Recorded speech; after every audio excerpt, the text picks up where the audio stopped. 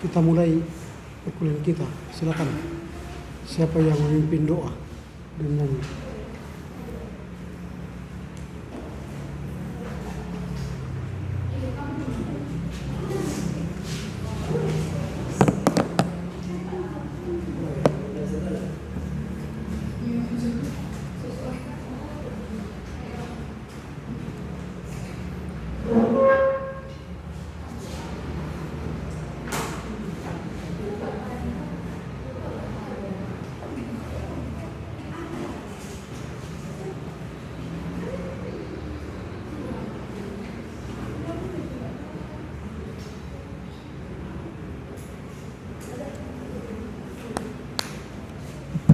Oke, nggak ada.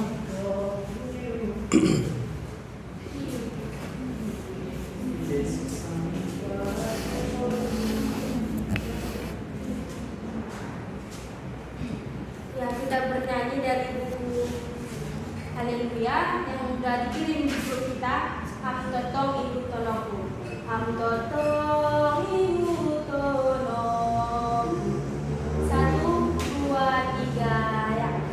Ham totong ibu tolong. Yesus Pagolua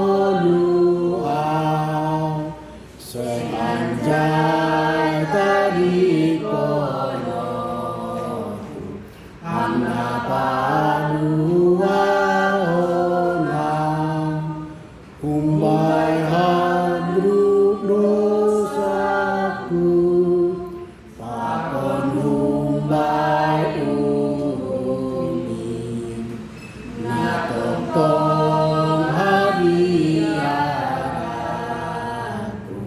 ibain padosa oki. Mari kita bersatu dalam doa. Allah Bapa yang ada di kerajaan surga, kembali bersyukur padamu Tuhan atas penyertaan kepada kami sampai pada siang hari ini. Kami sudah berkumpul di ruang kelas ini. Bapa yang baik, sebentar kami akan mulai proses pembelajaran kami. Kiranya kami memberkati pembelajaran kami dari awal pertama hingga akhir. Kiranya apa yang dipelajari atau apa yang diterangkan oleh dosen kepada kami yang menambah ilmu pengetahuan kami untuk masa depan kami. Inilah kami Tuhan, anak-anakmu kami sudah untuk belajar. Terima kasih Tuhan, di dalam nama Tuhan Yesus Kristus kami berdoa dan bersyukur kepadamu. Amin. Amin. Oke, baik. Terima kasih. Kita akan masuk dalam proses perkuliahan kita hari ini. Saya bacakan daftar hadir dulu. Desi Novita Rangnangin, Dita Paulin Siregar, Pranes Amunangan Merpau,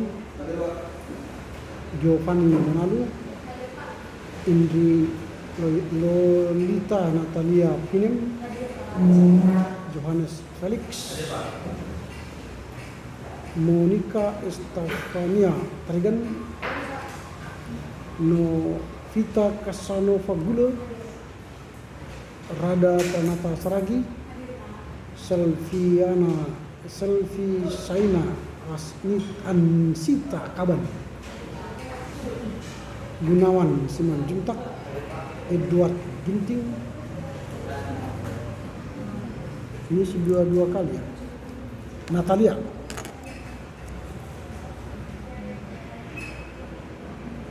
Ini sudah dua kali si Edward Ginting tidak hadir ya. Diingatkan dia. Satu lagi Tulus F Segala. Beneran.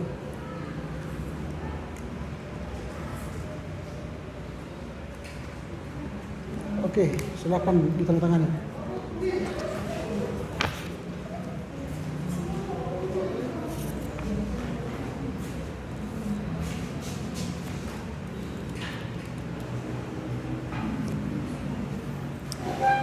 Ini kita akan membahas tema yang berhubungan dengan prosedur pembimbingan siswa.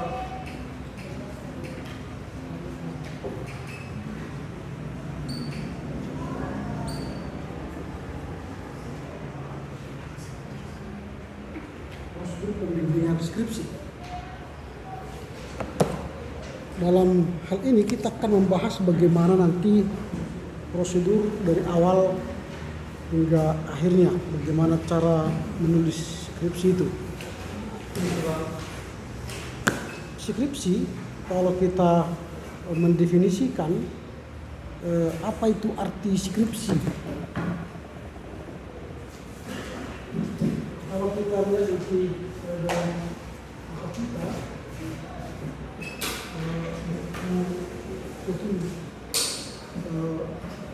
pembimbingan skripsi, kita akan melihat definisi dari skripsi. Apakah kalian sudah dapat itu?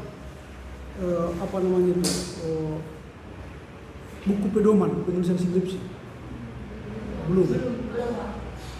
Oke, nanti akan saya kirim soft copy-nya ke kalian di grup supaya kalian baca. Karena itu nanti cara kita bagaimana proses pembimbingan skripsi selama skripsi semester depan. Jadi harus dibaca ya. Apa skripsi menurut buku itu? Skripsi adalah suatu karya ilmiah yang berisi hasil penelitian. Jadi dia itu merupakan karya ilmiah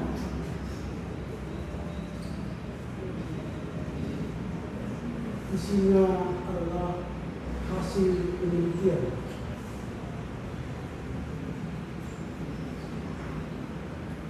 Skripsi itu merupakan sebuah karya ilmiah yang berisi hasil penelitian.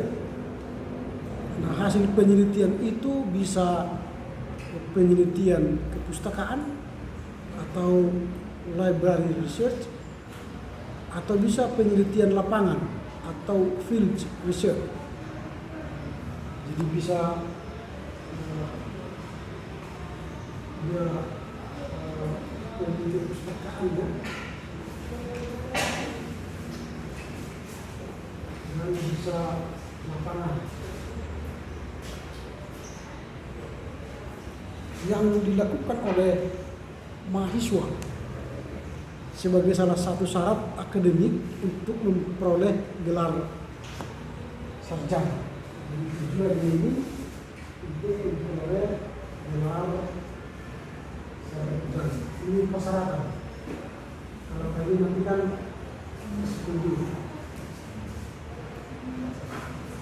Ini skripsi.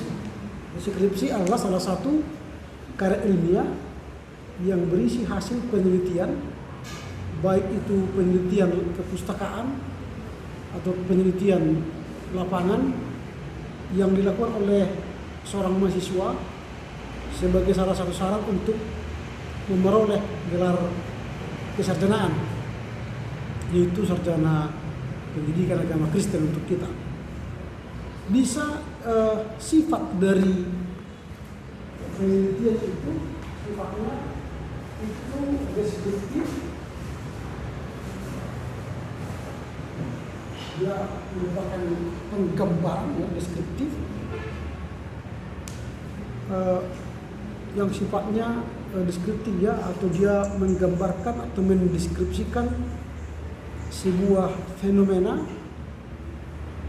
dengan mengemukakan pendapat penulis berdasarkan pendapat orang lain. Ini bersifat deskriptif yang diambil dari pendapat orang lain atau pendapat dari penulis. Jadi deskriptif dari diri penulis atau orang lain. Nah, itu skripsi. Dan dia hanya sebuah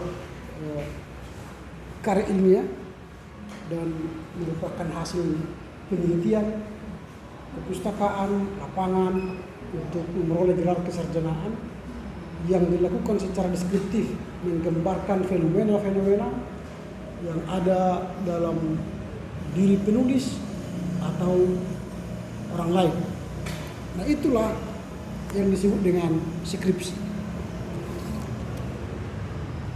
Nah, nanti penulisan skripsi itu harus menjadi hasil karya kita sendiri. Jadi bukan hasil karya orang lain. Jadi nanti di lembar pertama itu kan ada lembar pengesahan atau lembar pernyataan bahwa karya ini merupakan hasil karya sendiri dan tidak ada plagiat atau plagiarisme atau plagiasi atau copy paste dari karya orang lain. Jadi harus karya sendiri. Itu definisi daripada skripsi. Kalau kita sudah tahu itu adalah skripsi, tentu dari sinilah kita akan mencoba menulis skripsi itu. Ya, di satu semester nanti kalian menulis skripsi. Nah, kemudian tentu kalian bertanya untuk apa menulis skripsi? Capek kalian selama satu semester menulis skripsi untuk apa? Tentu ada tujuannya. Tujuan penulisan skripsi itu ada beberapa tujuan dalam penulisan skripsi. Yang pertama itu sebagai kegiatan penelitian. Ya, ini sebagai kegiatan penelitian. Jadi skripsi itu sebagai kegiatan penelitian.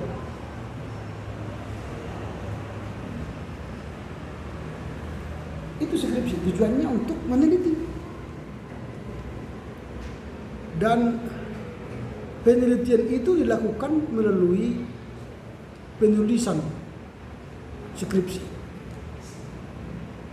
Dan melalui skripsi itu peneliti atau peneliti mahasiswa mencoba mendeskripsikan atau mendemonstrasikan pengetahuannya tentang tulisan yang dia tulis. Jadi jangan asal menulis, tapi kita tidak bisa mendemonstrasikan apa yang kita tulis. Jadi harus kita mampu mengerti, mendemonstrasikan atau menjelaskan apa yang kita tulis. Karena banyak orang tidak mampu dia menjelaskan apa yang dia tulis. Sampai 300 halaman, tapi dia tidak mampu menjelaskan. Itu bukan karya kita. Karena karya kita dan kita kerjakan dengan sungguh-sungguh, maka kita mengerti dan mampu menjelaskan kepada orang lain. Itu skripsi. Harus mampu kalian mendeskripsikan, menjelaskan hasil karya kalian kepada orang lain sebagai hasil kegiatan penelitian. Nah, kemudian tujuannya ialah menghasilkan karya ilmiah. Kalau sudah ada penelitian, dia harus menghasilkan karya ilmiah. Itu tujuannya, menghasilkan karya ilmiah yang memuat buah pikiran mahasiswa yang cukup bernilai untuk disampaikan dan diketahui oleh orang lain. Jadi sebuah karya ilmiah ya, menghasilkan sebuah karya ilmiah yang memuat pikiran mahasiswa yang cukup bernilai. Jadi kalian memiliki penjelasan yang bernilai. Jadi jangan hanya membuat deskripsi, mengutip punya orang, tapi tidak ada pemikiran kalian yang bernilai dari sana. Jadi hasil karya kalian itu harus berisi hasil pemikiran kalian yang bernilai, yang bermanfaat. Misalnya nanti kalau bidang pendidikan Kristen, maka skripsi kalian itu ada pemikiran-pemikiran yang bernilai, menyumbang metode, menyumbang pengajaran, menyumbang pemikiran tentang pendidikan agama Kristen. Karenanya jangan nanti sama dengan orang lain. Itu sebab nanti kalian lihat di ujung skripsi kakak abang kelas kalian itu, supaya skripsi kalian itu benar-benar sebuah sumbangan pemikiran, idea-idea yang bernilai, yang bernas, yang bermanfaat bagi dirimu dan bagi orang lain yang membaca. Itu yang kedua, menghasilkan karya ilmiah yang memuat buah pikiran mahasiswa yang cukup bernilai untuk disampaikan dan diketahui oleh orang lain.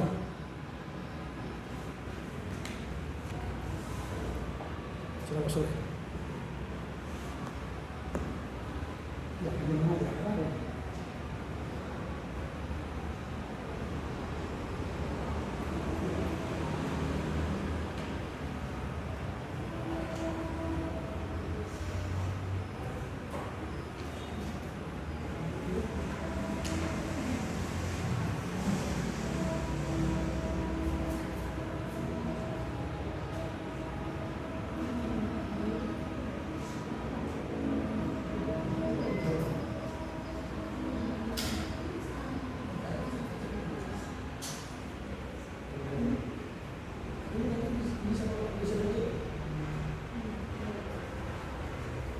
ini dalam kosakata.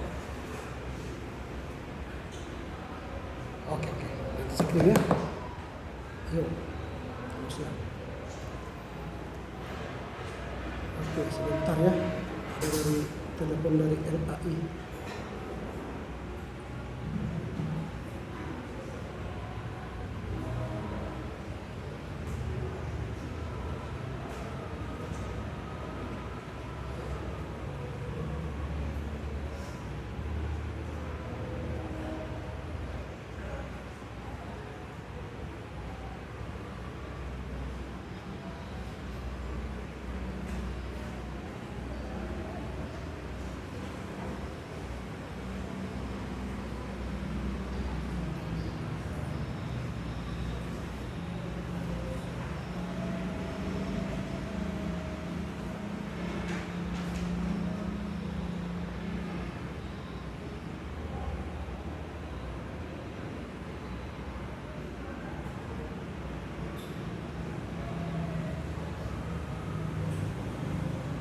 Oke, kita lanjut ya. Itu yang kedua. Lalu yang ketiga, tujuan penulisan skripsi itu ialah membentuk kemampuan mahasiswa.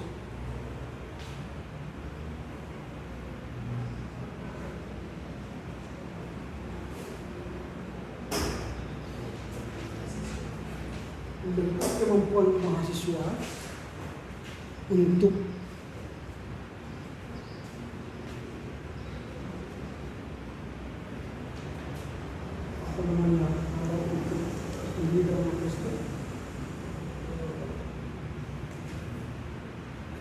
hampir sama sebenarnya untuk berteologi atau mengajar ya,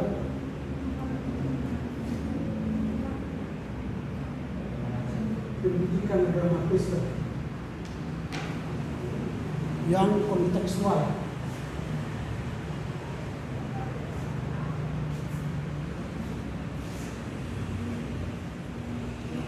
Membentuk kemampuan mahasiswa untuk berteologi atau mengajar pendidikan agama Kristen yang kontekstual. Itu tujuannya. Jadi selama kalian belajar di sini 4 tahun, harus ada kemampuan kalian untuk mengajar atau berteologi tentang pendidikan agama Kristen yang kontekstual. Apalagi sekarang kan kita sudah memasuki kurikulum merdeka belajar. Kalian harus nanti jadi guru yang mampu kontekstual dengan kurikulum merdeka belajar.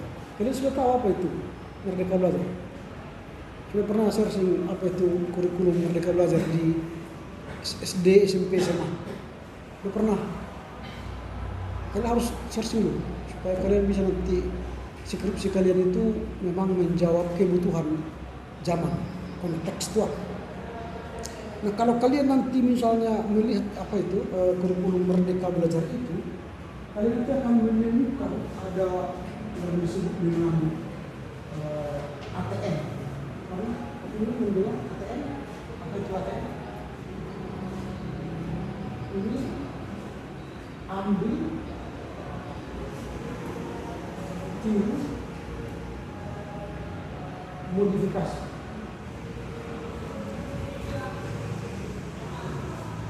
Itu ATM. Ambil, tiru, modifikasi.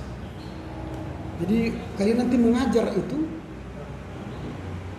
ambil teori orang, teori mengajar pendidikan agama Kristen dari para ahli, lalu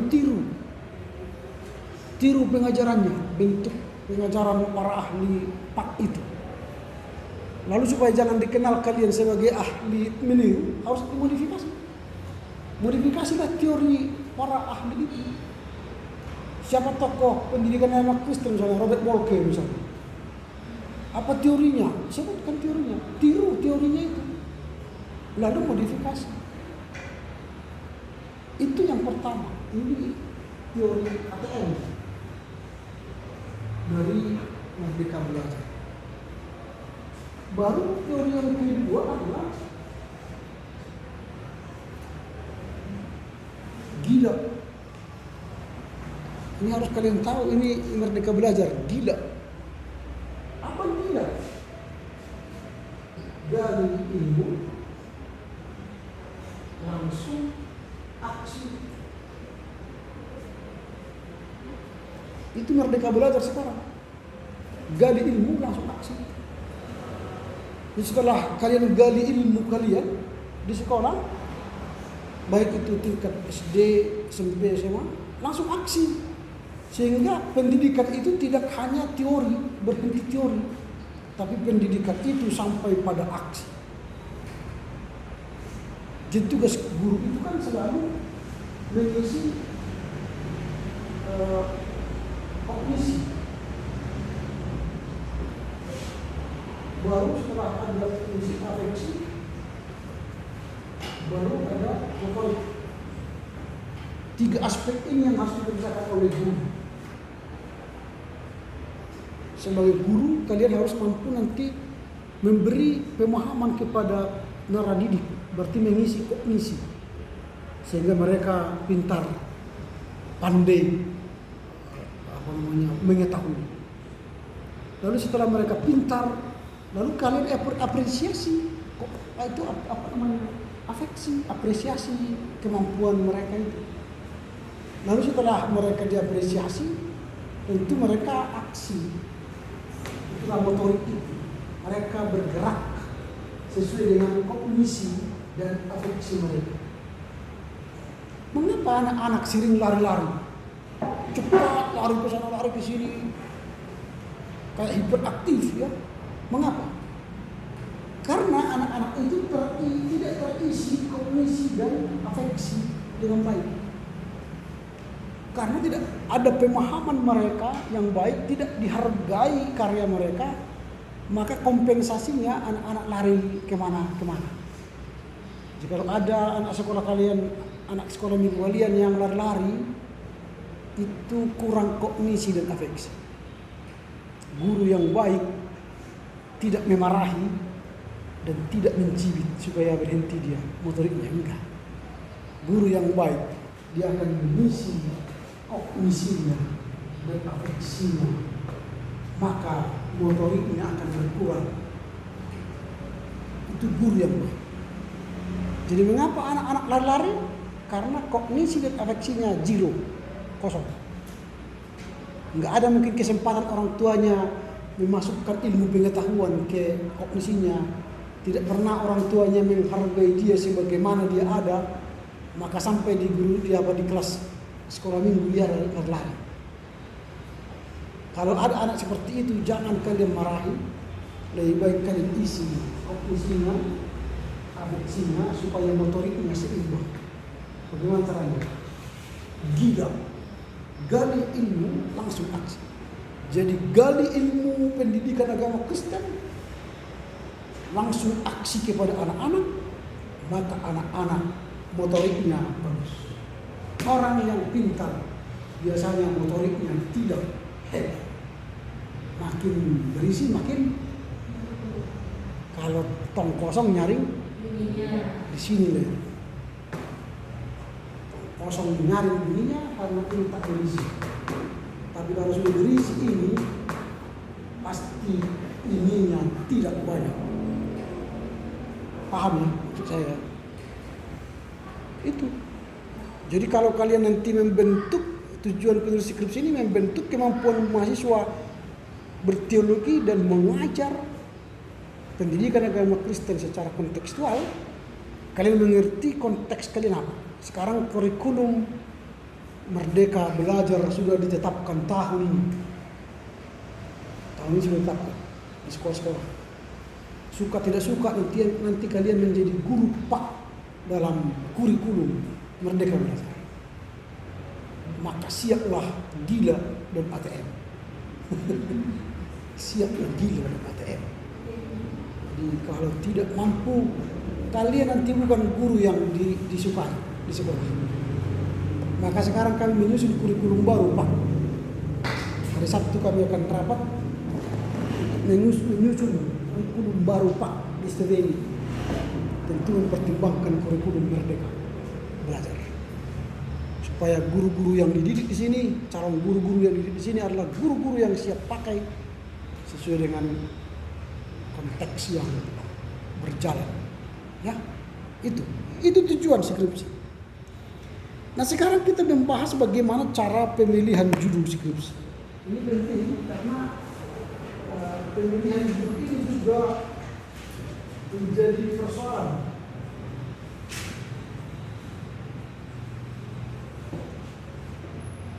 Bagaimana memilih judul skripsi? Supaya jangan nanti asal-asal memilih judul skripsi. Di awal-awal kemarin sudah saya katakan, susunkianlah judul sekarang. Jangan nanti setelah mau proposal, seminar proposal, baru di situ kau merenung-renung. Apa ya? Cari lihat-lihat. Itu sudah terlambat menurut saya. Jadi sekarang mulailah gali, cari, penuhi buku-bukumu, jurnal-jurnalmu tentang skripsimu. Nah, bagaimana mencari judul skripsi ini kita pelajari sekarang supaya dalam proses penulisanmu nanti kalian sudah paham bagaimana penulisan judul skripsi.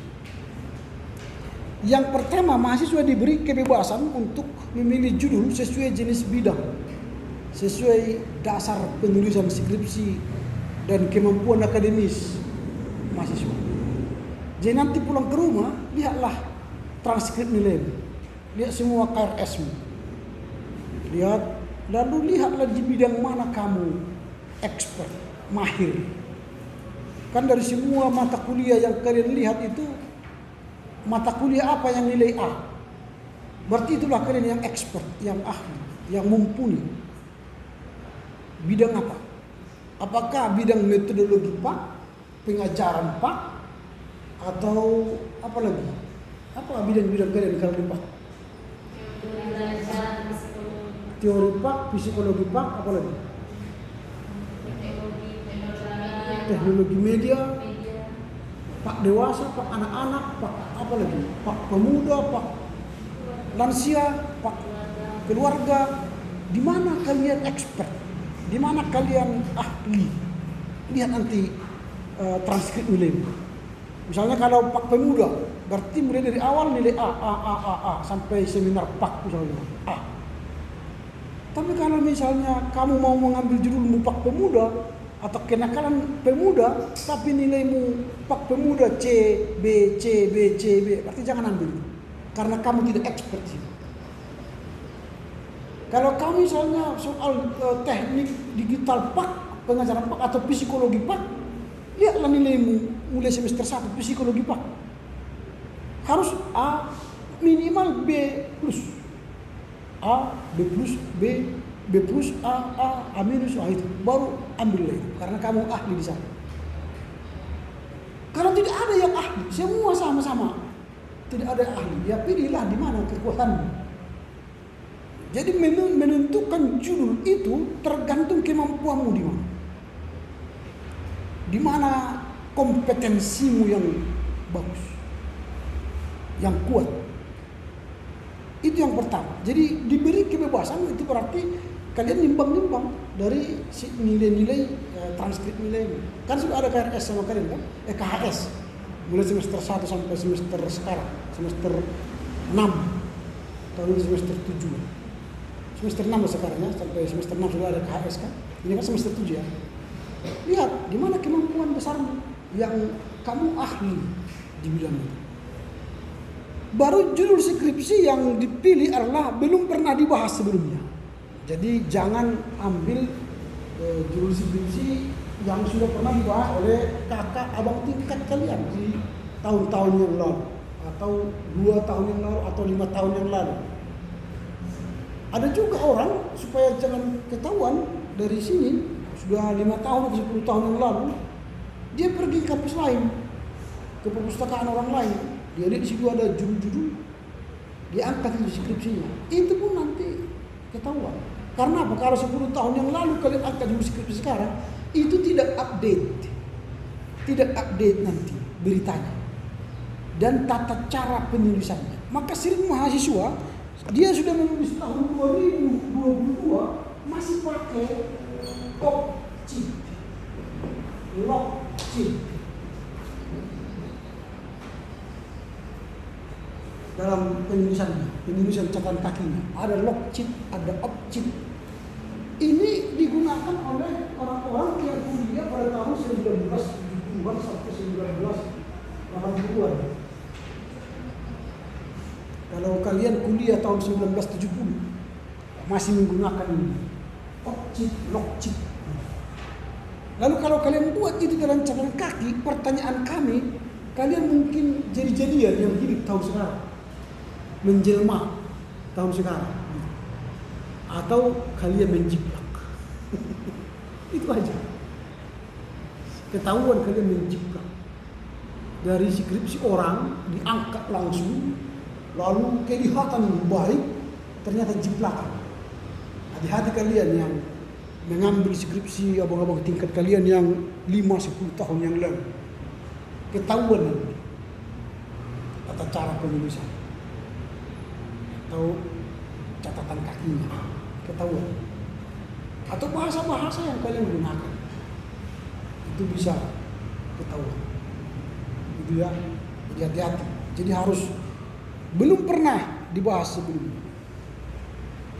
Nah, jika nanti ketahuan bahwa judul skripsi itu sudah pernah dibahas sebelumnya, maka kepada mahasiswa yang bersangkutan akan diberikan diskualifikasi.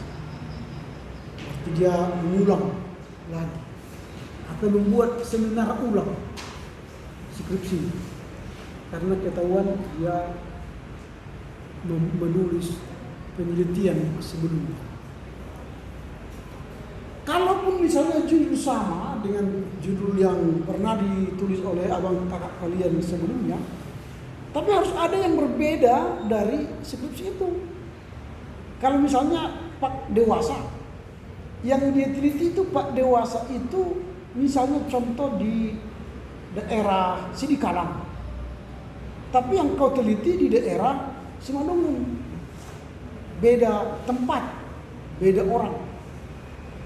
Dan cara bentuk penelitian metodologinya berbeda, walau judul sama Pak Dewasa, tapi beda tempat, beda orang, beda metodologi, itu bisa diterima. Tapi kalau dia sama, itu bisa bahaya. Gitu ya. Karena skripsi itu harus original, asli, bukan duplikat atau hanya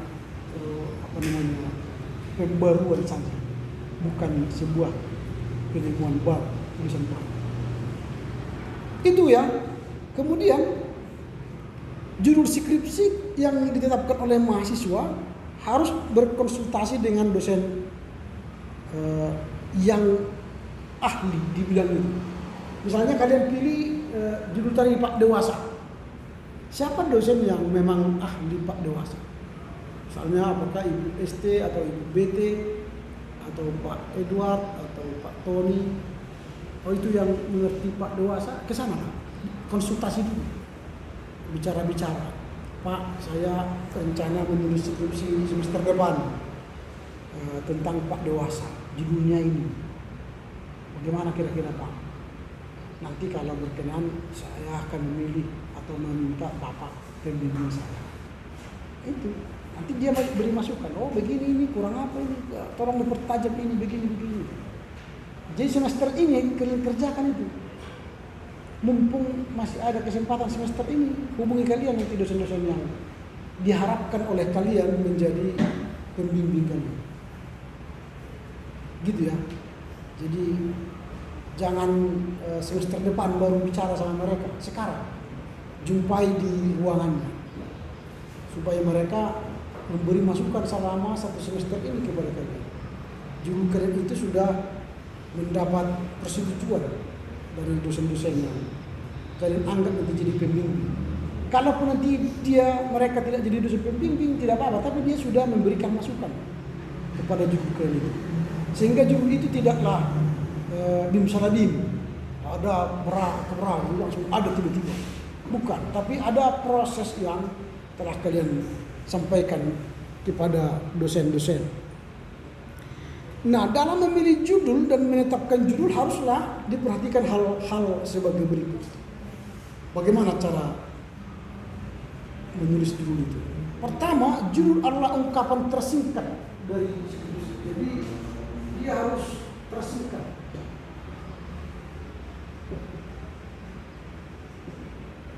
Jangan panjang. Skripsi itu judulnya panjang sekali. Peran pemuda dalam rangka menghadapi pengajaran sesat, dan yang sesat itu adalah di SMP Negeri 2 Tunggal dan diperhadapkan dengan orang tua yang panjang sekali. Kayak berita. Jadi judul itu jangan jadi berita. Tapi judul itu haruslah ungkapan tersingkat dari muatan skripsi. Jadi singkat saja. Misalnya peran pendeta dalam rangka mengajar sekolah minggu, peran pendeta mengajar sekolah minggu, atau peran pendeta mengajar pak di sekolah minggu gereja X, pendek. Bagaimana sebenarnya pendeta mengajar pendidikan agama Kristen di sekolah minggu gereja GKPS Sondiraya? Itu kan penting kan diteliti.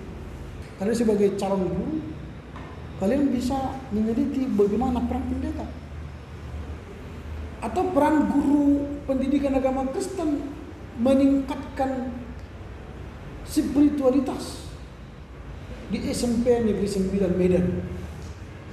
Apakah guru PAK di sana kepada naradidiknya di kelas 9 meningkatkan iman spiritualitas anak sekolah, anak-anak SMP itu, atau tidak ada spiritualitas yang meningkat?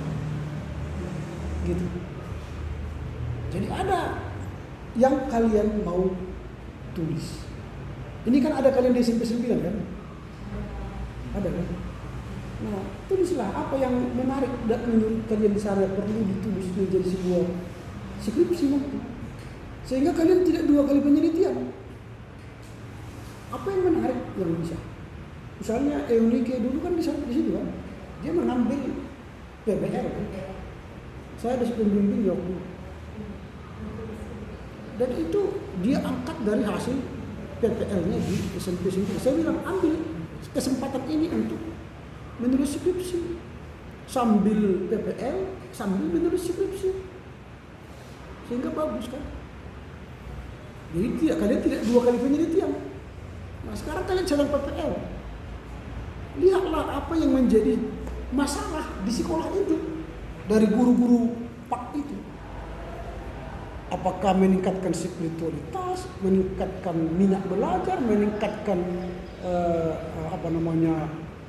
iman dan sebagainya, atau bagaimana hubungan guru pak dengan siswa, atau hubungan guru pak dengan gereja, kan bisa kan? Apakah guru pak itu sejalan dengan gereja atau tidak? Dia hanya bertugas di gereja, di sekolah, di gereja dia tidak difungsikan kan? Kan banyak guru pak tidak difungsikan oleh gereja kan? Dia hanya guru tapi tidak pernah melayani gereja. Padahal sayang. Padahal guru agama itu kalau digunakan di gereja kan makin komplit kan? Dia menjadi sintua, pertua, lalu menjadi pengajar sekolah minggu. Berarti iman anak sekolah minggu itu diajar oleh guru yang berkualitas. Ini dia datang ke gereja hanya penikmat. Padahal dia punya kemampuan mengajar PAK kepada anak-anak, mengajar PAK kepada dewasa, kaum ibu Moria, mengajar PAK kepada kaum remaja. Dia punya kemampuan itu, tapi tidak diberi gereja ruang bagi mereka karena tidak terpilih jadi sintua atau pertua. Bahaslah itu menarik itu kan, nggak ada mungkin skripsi seperti itu, sehingga tertarik orang yang membacanya, yang melihatnya, wah ini sebuah temuan yang baru. Nah itu, jadi judul itu jangan panjang-panjang. Jika skripsi hanya memiliki judul tanpa subjudul, maka judul itu jangan terlampau panjang. Misalnya tidak perlu subjudul. Misalnya kita buatlah terang bumbu tak meningkatkan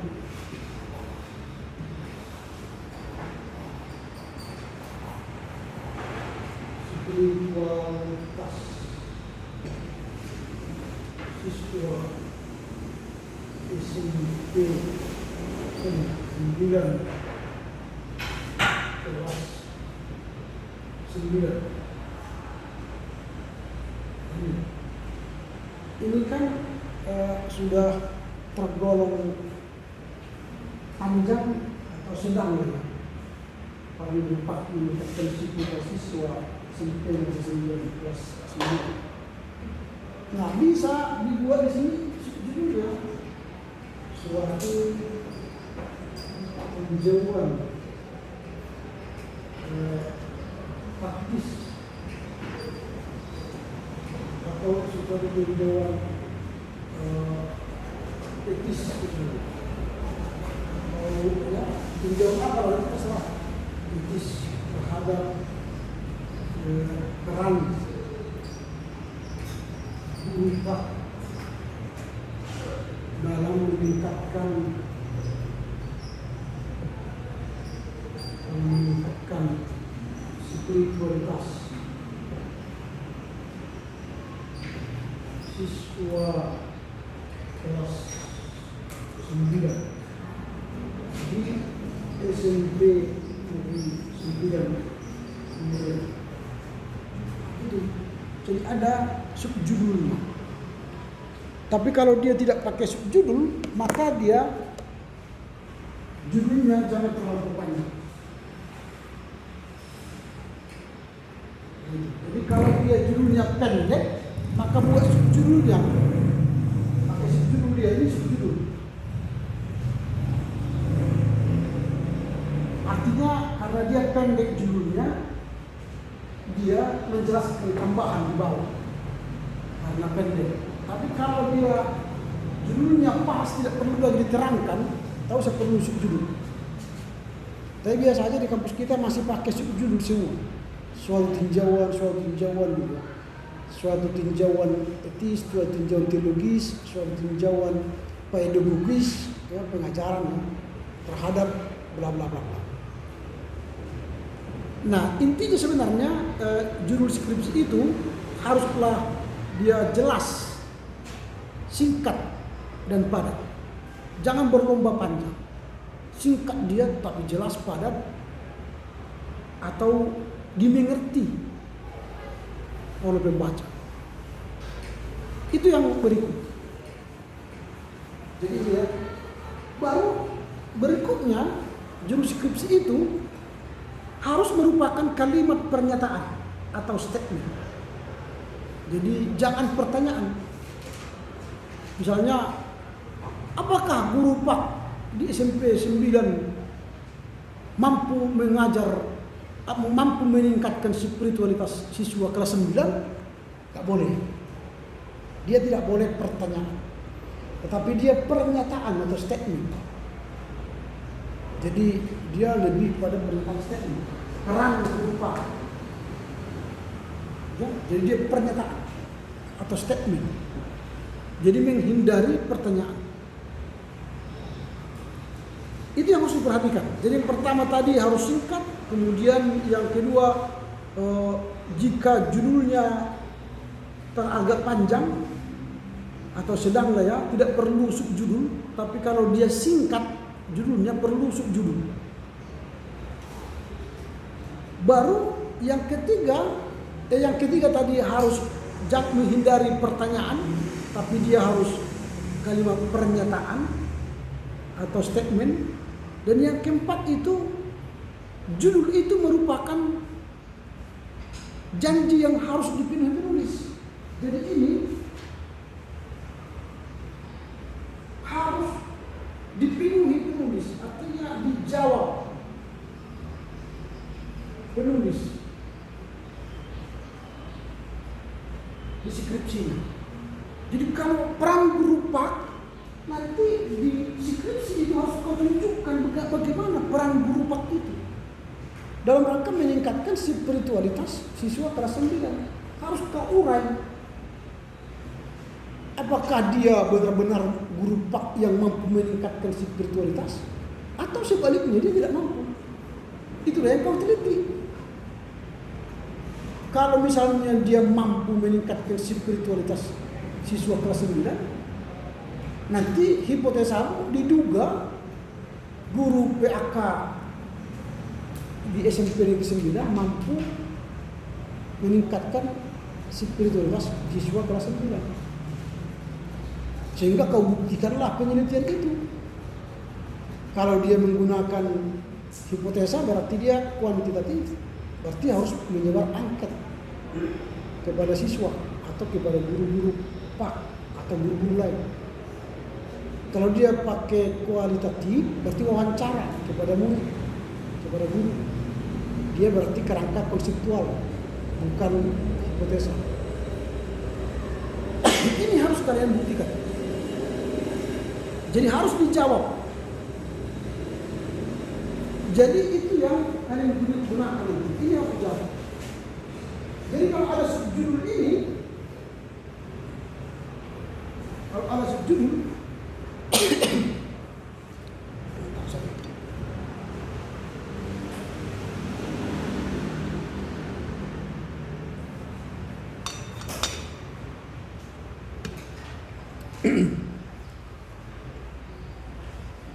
nah kalau subjudul ini merupakan gambaran dari penulis bagaimana rencana dia menjawab judul. Bagaimana dia menjawab judul. Jadi kan ini peran berubah meningkatkan spiritualitas. Suatu tinjauan etis. Dia lebih mempersempit tujuannya. Rencana menjawab ini dia berikan di subjudulnya. Jadi kalau kalian misalnya membuat sesuatu tinjauan etis, maka di skripsi itu harus dibahas bagaimana tinjauan etisnya. Yang sering terjadi, sering mahasiswa membuat judul, subjudul, tapi di bahasannya tidak ada sama sekali membahas. Baik judulnya tidak dibahas, tidak dijawabnya, baik ini pun tidak dijawab. Bahkan dia ambil dari pembahasan orang lain. Ini yang sering terjadi. Makanya sering berdebat antara pembimbing dan mahasiswa. Karena dia tidak paham judul itu. Jadi semua ini harus dijawab oleh penulis. Melalui apa? Nanti kita akan bahas lagi dalam proses penulisan skripsi di rumusan masalah.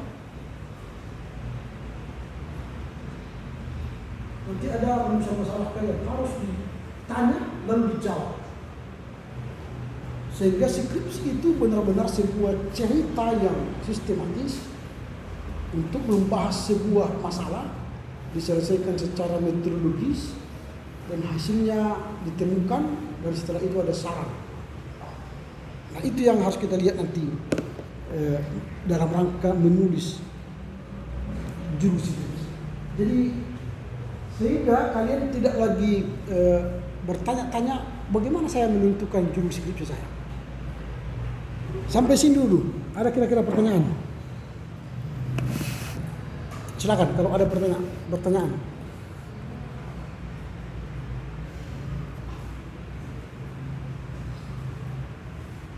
Ada kira-kira yang mau bertanya?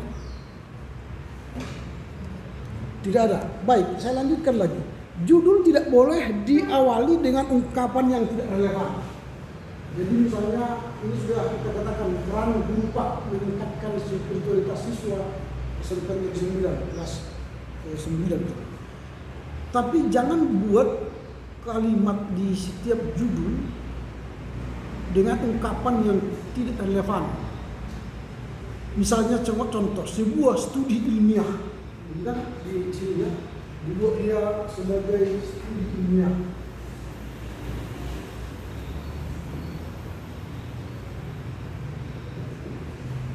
Ini tidak boleh dalam judul skripsi. Atau suatu penelitian mengenai, tidak boleh memakai ini.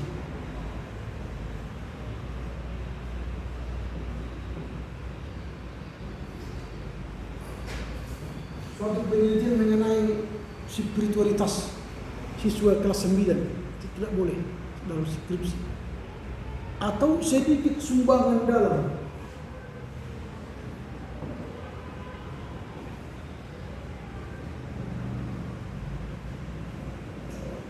Sumbangan dalam spiritualitas, peningkatan spiritualitas siswa kelas 9 misalnya, tak boleh. Atau 1-2 aspek tentang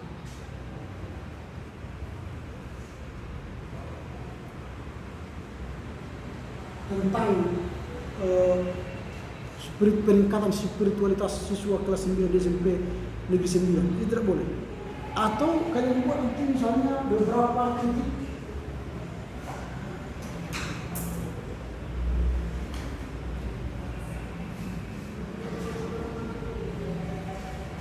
terhadap misalnya beberapa kritik terhadap peningkatan spiritualitas siswa kelas 9 SMP Negeri 9.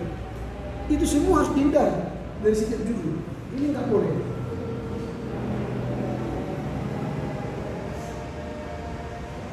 Karena apa? Karena tadi judul itu menjadi sebuah statement, pernyataan, bukan pertanyaan. Tapi kalau judul buku ya bisa. Menikah, bolehkah cerai? Itu boleh, itu judul buku. Tapi kalau judul skripsi tidak boleh pertanyaan. Hukum Taurat masih perlukah? Enggak boleh. Tapi dia harus pernyataan. Tapi menghindari kalimat terima.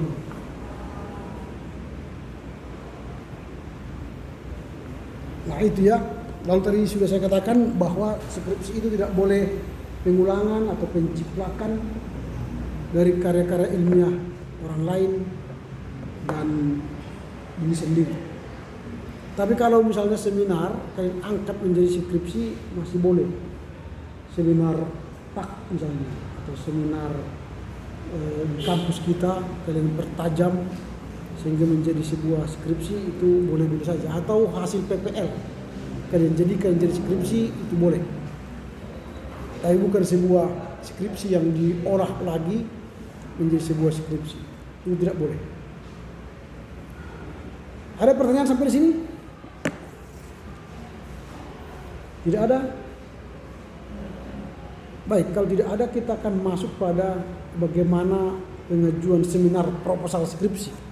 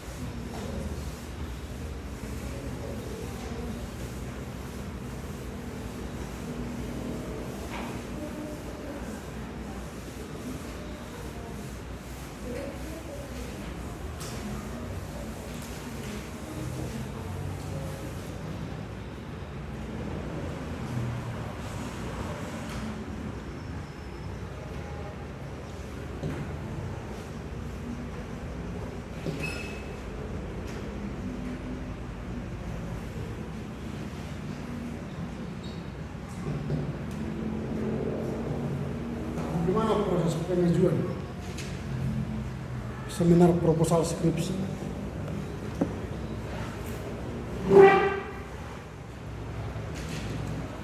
Nah, sebelum menjadi skripsi, mahasiswa pertama harus mengajukan sebuah proposal skripsi. Jadi dia harus mengajukannya. Jadi kalian nanti semester depan harus pertama itu mengajukan proposal seminar.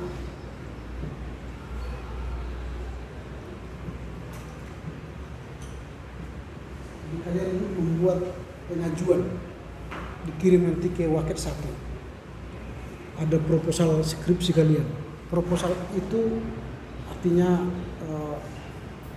yang masih diminta persetujuannya. Baru nanti setelah diajukan, maka akan dijadwal nanti untuk seminar proposal.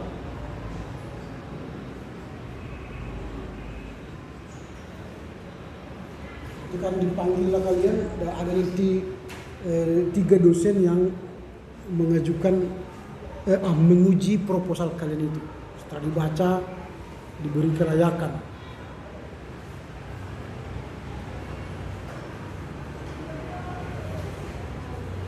Kemudian sebaiknya, saya sudah katakan juga 2 minggu yang lalu, sebaiknya mahasiswa konsultasi dengan calon dosen pembimbingnya, konsultasi dengan mereka.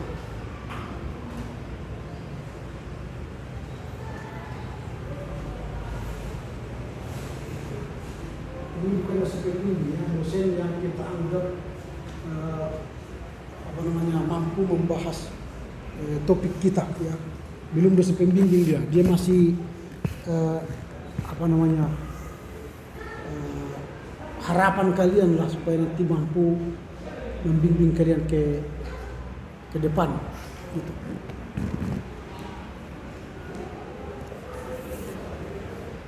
Nah, kemudian setelah konsultasi tadi kemudian diseminarkan, ini akan hasil seminar proposal ini, ya.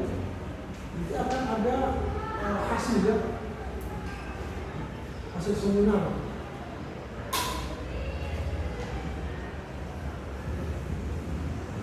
Ini hasil ini bisa diterima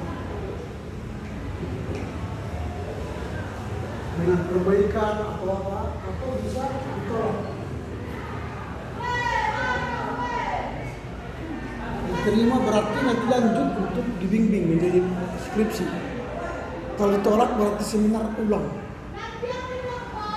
Nah, kalau dikatakan ditolak berarti ada hal-hal yang tidak dipenuhinya, persyaratan-persyaratan untuk menjadi sebuah skripsi. Nah, biasanya ditolak itu tadi tidak sesuai judul, tidak sesuai dengan langkah-langkah metodologi, kemudian landasan teori yang digunakan, kemudian sistematika penyusunannya tidak jelas. Itu makanya ditolak. Atau kurang buku. Kalau itu di seminar itu kan buku yang harus diterima itu dia, kalau sampai seminar proposal dia 4 buku bahasa Inggris dan 25 buku wajib. Ini kalau seminar. Kalau dia sudah deskripsi, dia harus ada minimal 50 buku dan 10 buku bahasa Inggris. Ini kalau sudah deskripsi. Kalau misalnya proposalnya itu kurang dari 5 dan tidak ada buku bahasa Inggris, bisa dia ditolak. Atau pembahasan dalam latar belakang tidak jelas, tidak ada rumusan masalah yang bagus, kemudian metodologinya tidak tepat, bisa ditolak. Jadi macam-macam nanti alasan mengapa ditolak. Karena nanti minggu depan kita akan coba membahas bentuk proposal itu supaya kalian tidak ditolak. Bagaimana cara membuat proposal yang baik supaya diterima. Kalau diterima dengan perbaikan, tidak apa. Karena nanti diterima dengan perbaikan, kalau catatan dosen ini ditambah, ini dikurang, ini dipertajam dan sebagainya. Itu dalam rangka menyempurnakan proposal ini menjadi skripsi. Jadi jangan sakit hati kalau dosen mencoret catatanmu, proposalmu. Itu kalau ada banyak coretan, itu berarti kamu semakin sempurna. Jadi jangan menganggap ini dari dosen ini banyak kali ceritanya mentang-mentang. Kalau sakit hati karenanya ya nggak selesai, nggak sempurna nanti skripsi itu aja. Kau lawan misalnya dosen, ya udah, kamu nanti tamatnya biasa-biasa, skripsinya nggak berkualitas. Karena banyak seperti itu, diberikan masukan nggak mau diperbaikinya, sampai 3 kali perbaiki nggak diperbaiki. Kalau saya udah langsung saya apakan aja. Tahun yang lalu juga gitu, sudah saya coret. Ini ganti ini, datang dia perbaikan. Ini Pak perbaikannya. Saya lihat lagi masih seperti itu. Saya coret lagi. Ini perbaiki ya. Kirim rekamannya. Saya rekam itu setiap pertemuan, bimbingan kan. Datang dia perbaikan. Mana perbaikanmu? Ini. Saya baca lagi sama. Sampai 4 kali kita diperbaiki. Lalu saya bilang gini aja lah, tamat aja lah kau. Sini tak usah lagi bimbingan kita dulu. Karena kamu tidak mendengar apa yang disampaikan. Ya tapi tamatnya pun ya pas-pasan. Karena dia tidak mau skripsinya berkualitas. Dia hanya ingin tamat. Dia hanya ingin tamat, udah.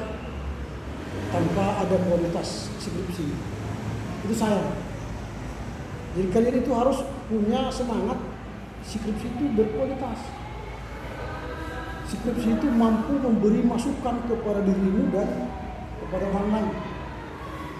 Dia tidak hanya asal ditulis. Kadang mahasiswa menulis antara bab 1 ke bab 2 ke bab 3 ke bab 4 apalagi ke bab 5 ini tidak nyambung. Dia bahas di sini misalnya tentang guru, di sini tentang Pak, di sini tentang spiritualitas, di sini tentang sekolah. Lalu kesimpulannya di sini adalah katakanlah kesimpulan dia tentang sekolah minggu. Gak nyambung. Judul dia tadi spiritualitas peran guru meningkatkan spiritualitas anak. Satu bahasnya guru adalah pendidikan agama Kristen lain. Karena sifat katanya seperti itu, harus ada membahas pak terus. Makanya guru bahasa apa? Guru pak. Bertiga, apa lagi spiritualitas. Berempat sekolah. SMP Negeri 9 kepala sekolahnya ini berdiri tahun sekian. Kesimpulan sekolah ini. jadi gak nyambung sama sekali. Antara satu sampai sini gak nyambung. Jadi skripsi itu harus nyambung. Apa yang dibahas di sini ditingkatkan di sini, apa yang dibahas di sini, apa yang dibahas di sini dan disimpulkan apa yang menjadi persoalan di sini. Hasilnya di sini. Apa? Itu dia nyambung cerita. Jika kita cerita tentang kancil dan harimau kan?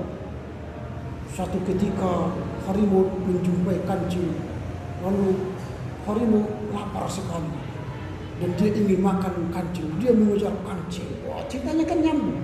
Kemudian si kancil lari ke hutan, lalu dia bersembunyi di sebuah semak-semak. Harimau mencium, ketahuan, lari lagi dia. Ketemulah sungai, di tengah jembatan ada sungai. Lalu dia lihatlah gambar kancil di sana dan dia panggil harimau. Hei harimau, saya tahu kau lapar. Aku akan beri engkau makanan yang lezat. Mari ke tengah jembatan ini.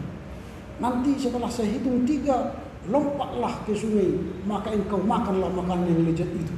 Lalu datanglah harimau ke tengah jembatan. Dia lihatlah ada gambar harimau di sana siap diterkam. Lalu datanglah si kancil menghitung 1, 2, 3, melompatlah harimau, dijebur ke sungai dan terhanyut. Selamatlah hidup si kancil. Kesimpulan, harimau yang bodoh. Kan nyambung kan? Nyambung kan ceritanya? Ini enggak, datanglah si kancil, kemudian dia bersembunyi di semak-semak, datang harimau, lalu tertangkaplah harimau. Kesimpulan, harimau tidak dapat memakan kancil. Kan nggak nyambung itu. Ceritanya nggak nyambung. Sering seperti itu skripsi. Antara cerita satu dengan cerita dua tidak sampai kepada kesimpulan. Kesimpulannya berbeda. Dia cerita kancil dan harimau, kesimpulannya monyet makan pisang. Gimana nyambungnya? Kenapa tiba-tiba ada monyet? Iya Pak, waktu si kancil itu bersembunyi semaksimal, ternyata monyet di atas katanya. Ya, kan capek kan? Mendengar cerita seperti itu, kalau anak-anak cerita seperti itu, dari mana kak monyetnya? Ya gitulah tadi tiba-tiba ada di situ katanya.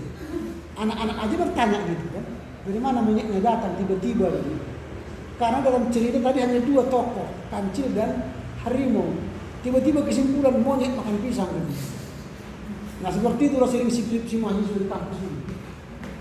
Juru di sini, guru pak meningkatkan spiritualitas, kesimpulan sekolah minggu. Ya tertawa sendiri kita sebenarnya. Tapi ketika kita kritisi itu gini terus, kayak apa? Dia kayak ngambek gitu ya. Tapi ya apa? Sudah bertamatan juga seperti itu. Mungkin begitulah cara kita dulu di sini kan. Nah kemudian setelah itu keluarlah hasil daripada proposal itu, maka ditentukanlah nanti siapa dosen pembimbing. Nanti setelah ini setelah hasil semua baru nanti masuklah di penentuan dosen pembimbing. Mulailah proses penulisan. Ini sudah mulai proses penulisan skripsi. Itu berarti sudah mulai proses. Sudah selesai seminar, masuk proses pembimbing. Nah, setelah itu selesai, maka masuk kepada proses pembimbingan. Nanti di sini ada kemarin 2 minggu yang lalu sudah sesi ini proses pembimbingan, bahwa ada 2 dosen pembimbing. Ada 2 dosen pembimbing yang akan diberikan oleh kampus. Tidak ada bedanya dosen pembimbing 1 dan 2. Semua itu sama-sama dalam rangka mengarahkan kalian untuk menghasilkan karya ilmiah berdasarkan hasil penelitian. Jadi tidak ada bedanya di kampus kita ini. Cuma memang kalau di beberapa kampus ada memang orang membedakan dosen pembimbing 1 dan dosen pembimbing 2. Di kampus-kampus lain misalnya contoh pembimbing 1 itu bicara soal substansi. Dosen pembimbing 2 lebih kepada sistematika penulisan. Mana yang salah, catatan kaki, sumber-sumber, cara menulis sumber, mengutip dari sumber internet, sumber jurnal, sumber wawancara, sumber buku, sumber banyaklah sumber-sumber penulisan catatan kaki. Itu biasanya pembimbing 2. Tapi pembimbing 1 dia lebih kepada substansi karena dia yang mengetahui lebih banyak tentang judul itu. Biasanya begitu di kampus-kampus lain. Atau kalau disebut dengan promotor dan co-promotor. Promotor itulah yang menjadi penggerak penulisan karya ilmiah itu lebih besar. Dia lebih dari 80% harus menguasai skripsi itu. Lalu co-promotor lebih kepada hal-hal teknis, tata cara penulisan tadi. Nah itu di kampus lain. Kalau di kampus kita tidak sama. Nah ada lagi yang membuat begini di kampus-kampus lain. Mungkin di kampus kita juga pernah berlaku seperti itu. Dosen pembimbing 1 itu dia membahas bab 1 sampai bab 2. Lalu dosen pembimbing 2 dia membahas pada bab 3 sampai bab 4. Lalu dosen 1 dan 2 nanti membahas bab 5. Jadi kayak berbagi tugas. Dosen pembimbing 1 karena dia yang pertama menguasai skripsi itu, dia membahas latar belakang sampai nanti kepada sistematika lalu teori bab 2. Jadi bab 1 bab 2 sama dia. Lalu bab 3 4 karena itu sudah aplikasi pembahasan tinjauan-tinjauan, maka dia disebut bimbing 2. Lalu setelah itu baru sama-sama membahas bab 5. Hal ini tidak ada salah sebenarnya, tapi nanti kadang antara bab 1 bab 2 juga tidak dimengerti oleh disiplin 2. Bagaimana mungkin dia bisa mengaplikasikan bahasan bab 1 bab 2 kalau dia tidak ikut membahas bab 1 bab 2? Karena aplikasi itu kan dari teori yang dibahas oleh bab 1 bab 2. Nah gitu. Jadi kalau nanti misalnya bab 3 bab 4 bimbing 2 lalu bab 1 ikut dalam kesimpulan ini, bagaimana dia tahu kesimpulan karena pembahasan ada di sini? Nah itu kan juga kurang tepat. Karenanya dosen pembimbing 1 dan pembimbing 2 di kita ini sama-sama saling memberi masukan.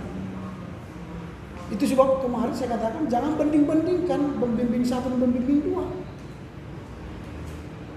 Setiap bertemu dengan dosen pembimbing itu menjadi argumentasimu secara akademis. Jangan katakan kada dosen pembimbing 1 Pak udah begini, atau dosen pembimbing 2 Pak sudah begini. Jangan begitu.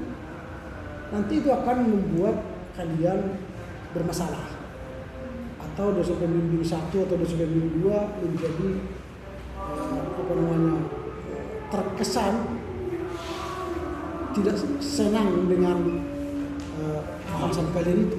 Kalau begitu, udahlah, pergilah kau sama dosen pembimbing 2. Jangan lagi datang ke sini katanya nanti kan. Atau dosen pembimbing 2, udahlah sama dosen pembimbing 1 aja kau tahu saya datang ke sini. Dan kalian pun stres nanti gara-gara itu. Jadi jangan buat stres selama menyusun skripsi. Buatlah happy.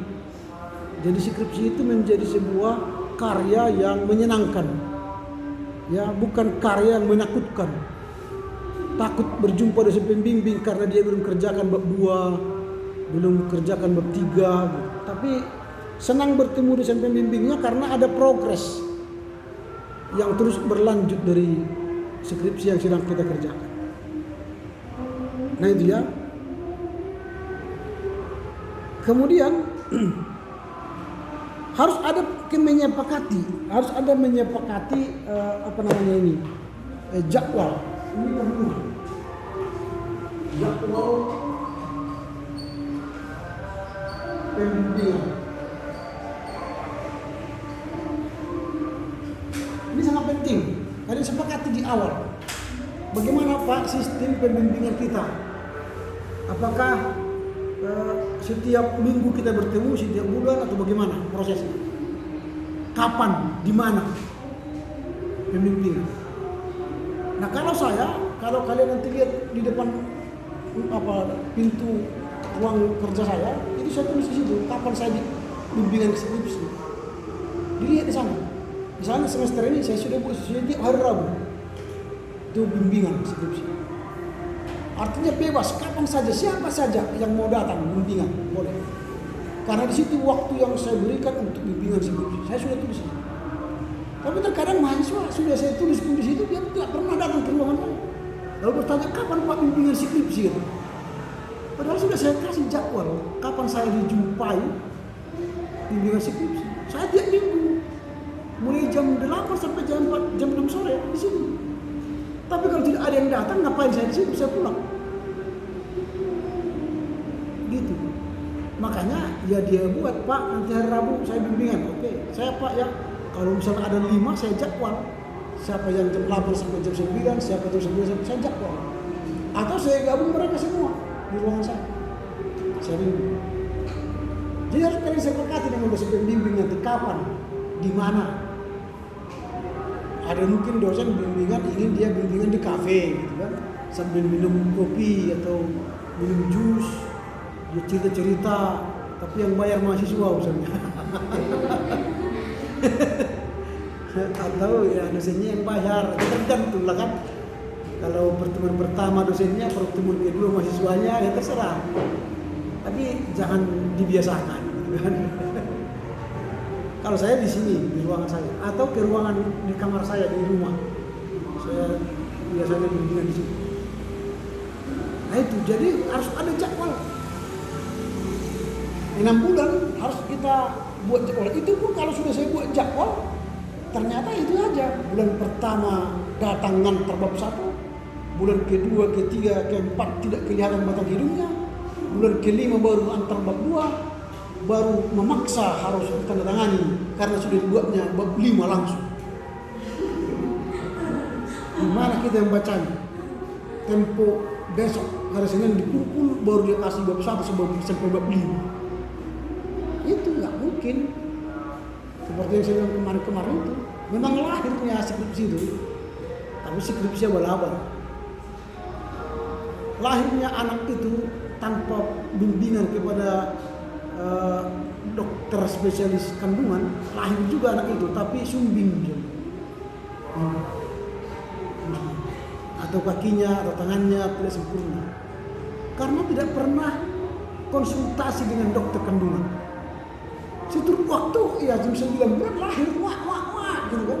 Tapi yang lahir tidak normal. Gitu juga skripsi ini. 6 bulan berikutnya, tak apa, selesai, tamat, selesai. Tapi skripsinya seperti itu, bolong-bolong. Kan ini nggak nyambung ya sampai sini. Bahas tentang partner spiritualitas, kesimpulannya sekolah minggu. Jadi gitu. Baru perbaiki ini, kesempat lagi waktunya, udahlah ujian lah. Ujian dibawa habis lagi oleh disuruh uji. Disuruh perbaikan, nggak diperbaiki. Tolonglah Pak, ini hari terakhir Pak, supaya bisa aku wisuda katanya. Tapi nggak diperbaiki. Apa yang kita bilang nggak diperbaiki. Aneh kan? Kayak saya bilang, kau sekali menulis skripsi, inilah skripsimu yang terjelek sampai kau mati. Terserah kau mau perbaiki apa tidak, ini sih saya tantangani. Tapi dosanya sama kau sama Tuhan, bukan lagi saya. Karena saya sudah memperingatkan. Itu yang sudah kemarin seperti itu. Itu namanya skripsian. Saya sudah sampaikan itu 1 tahun yang lalu kepada mereka supaya jangan terjadi seperti itu. Terjadi juga. Nah ini sudah saya sampaikan juga di sini. Jangan-jangan terjadi juga ini nanti tahun depan. Iya, terjadi juga. Karena memang nggak tahu kita dari mana kita mulai lagi supaya jangan terjadi. Mudah-mudahan tidak terjadi di kelas ini.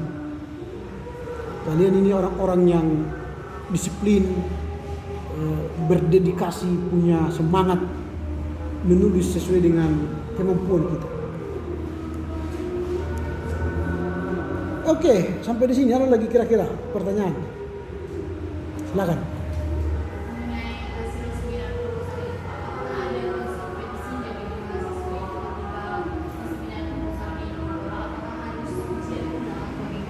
Kalau ditolak berarti ujian ulang, buat judul baru. Ya. Jadi jangan bermimpi ditolak kan.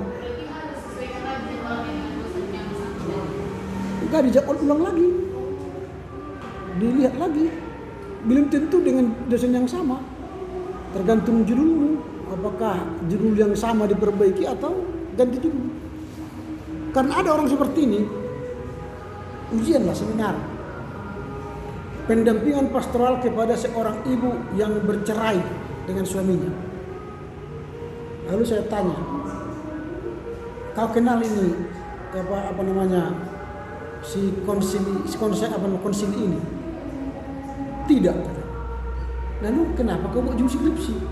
Karena saya dengar mama bicara dengan dia.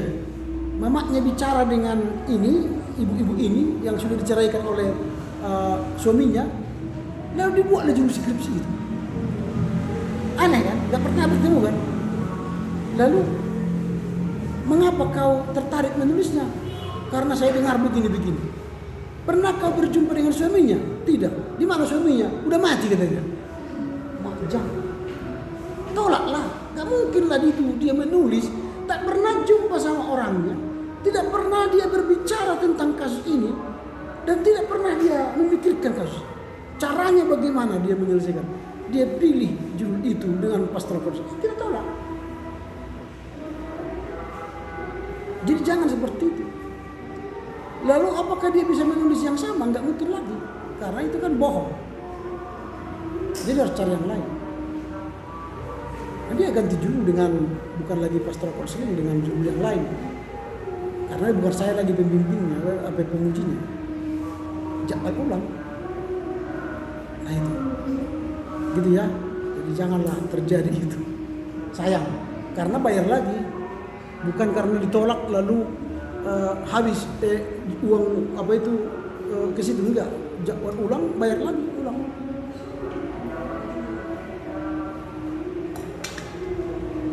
Ya, silakan.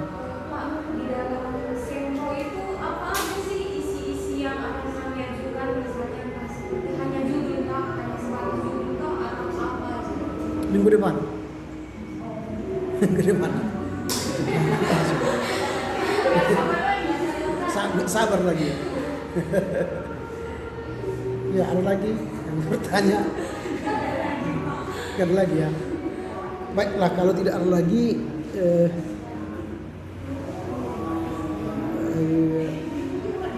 baiklah, kita sudah selesaikan sampai di sini. Minggu depan kita jumpa lagi, kiranya kita berjumpa dengan sukacita ya.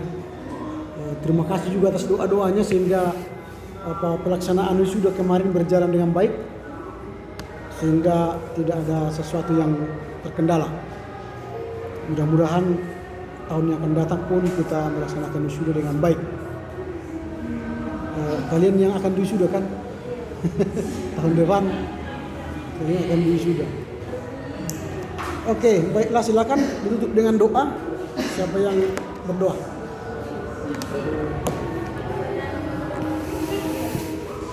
Ya, untuk pembinaan kita pada sore hari ini, mari bersatukan hati kita bersatu di dalam doa. Kami mengucap syukur kepadamu Tuhan, di mana sebentar tadi kami dapat menjalani proses perkuliahan ini dengan baik.